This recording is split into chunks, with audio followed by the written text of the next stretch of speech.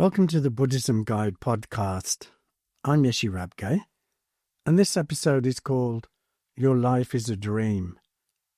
This podcast is free and independent due to member support, and I'd like to thank everyone who supports this show. If you're interested in supporting my work, you can do so by visiting patreon.com/Buddhism Guide. And if you'd like to see more of my content, please visit yeshirabgay.com. In this episode, I'll be talking about how science and ancient wisdom both understand that what we call reality is really just an illusion. So let's begin. What if everything you experience, such as the colours you see, the ground beneath your feet, even the sense of self, isn't as real as it seems? Science and ancient wisdom both suggest that what we call reality is actually a carefully constructed illusion shaped by our senses, our brains, and our thoughts. Understanding this can transform how we live our daily lives, helping us reduce suffering and create more happiness. Consider something as simple as colour. When you look at grass, you see green. But is that its true colour? Not exactly. Colour doesn't exist on its own. It's just how our brains interpret different wavelengths of light.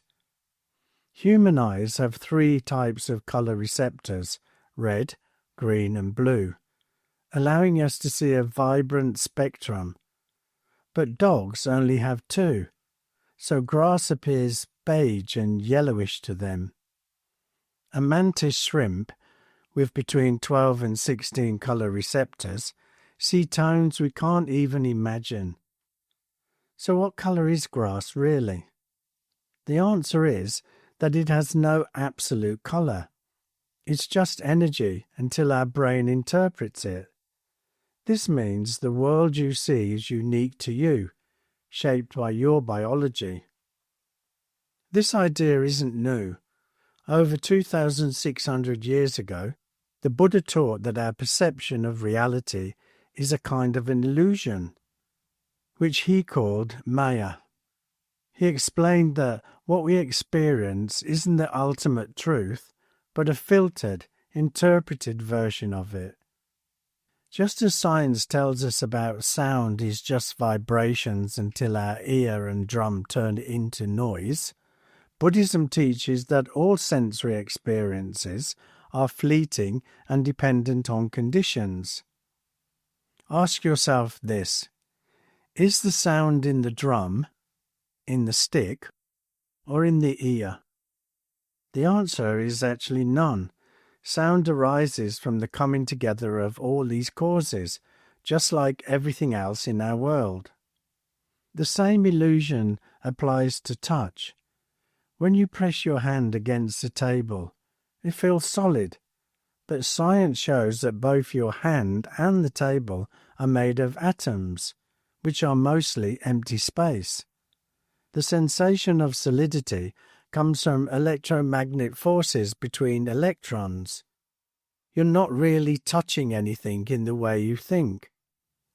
Buddhism takes this further with the concept of shunyata, or emptiness, which means nothing exists independently.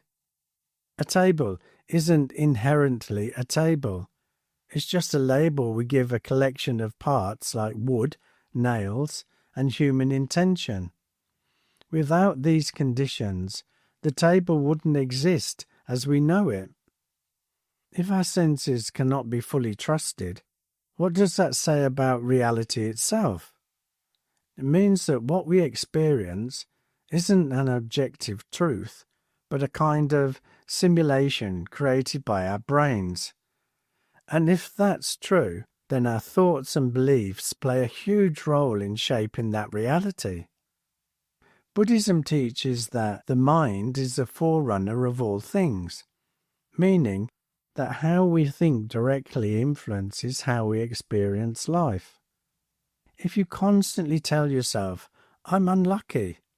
Your brain will look for evidence to confirm that belief, making it feel true. But if you shift your thoughts to, I'm capable, your mind starts noticing opportunities instead of obstacles. This isn't just philosophy. It's practical wisdom for daily life. Imagine two people stuck in traffic. One gets angry, thinking, this always happens to me. My day is ruined. Their brain responds with stress hormones, making them tense and miserable. The other takes a deep breath and thinks, this is a chance to listen to music or for me to reflect. Their brain stays calm and they feel at ease. Same situation, different realities.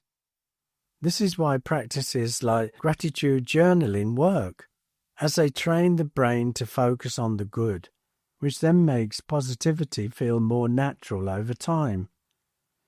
Even our sense of self is part of this illusion.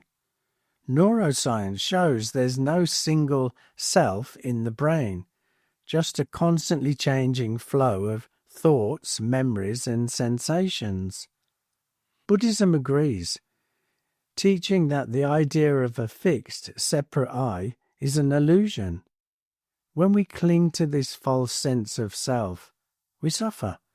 We take things personally, fear change, and resist impermanence. But when we realize we're more like a flowing river than a solid thing, we can let go of attachments and live with more freedom. So how do we use this knowledge? First, by recognizing that thoughts are not facts. Just because you think, I'm a failure, doesn't make it true. Second, by understanding that reality is co-created. Your mind shapes your experience, so choose empowering thoughts. Third, by letting go of rigid identities.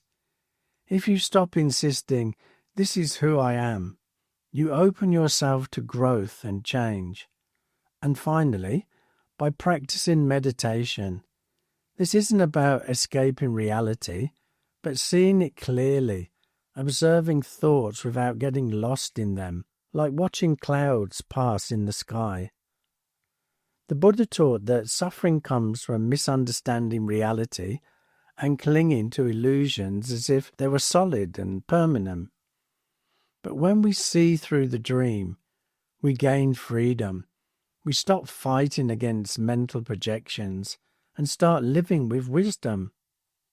Science and Buddhism, though born from different times and cultures, point to the same truth. Reality is not fixed, and our minds play a powerful role in shaping it. The question is, what kind of reality do you want to create? As the Buddha said, with our thoughts, we make the world.